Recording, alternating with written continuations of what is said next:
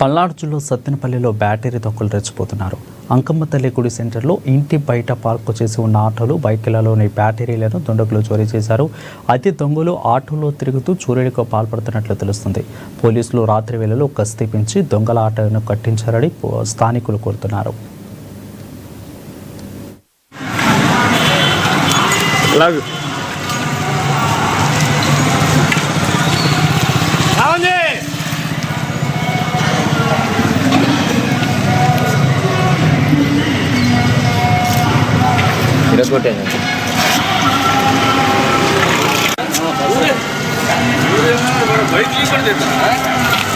ఏం చేయట్లేదని అట్లా పడ్డారు చాలా మన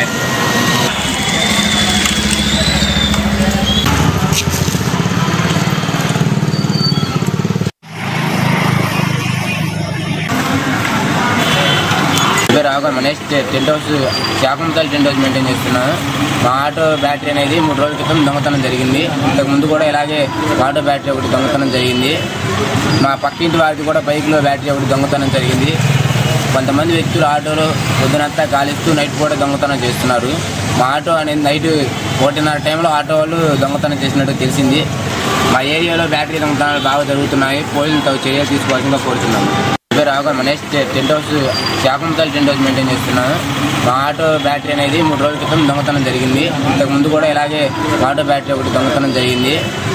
మా పక్కింటి వారికి కూడా బైక్లో బ్యాటరీ ఒకటి దొంగతనం జరిగింది. కొంతమంది వ్యక్తులు ఆటోలో పొద్దునంతా గాలిస్తూ నైట్ కూడా దొంగతనం చేస్తున్నారు. మా ఆటో అనేది నైట్ 1:30 టైంలో ఆటో వాళ్ళు దొంగతనం చేసినట్టు తెలిసింది. మా ఏరియాలో బ్యాటరీ దొంగతనం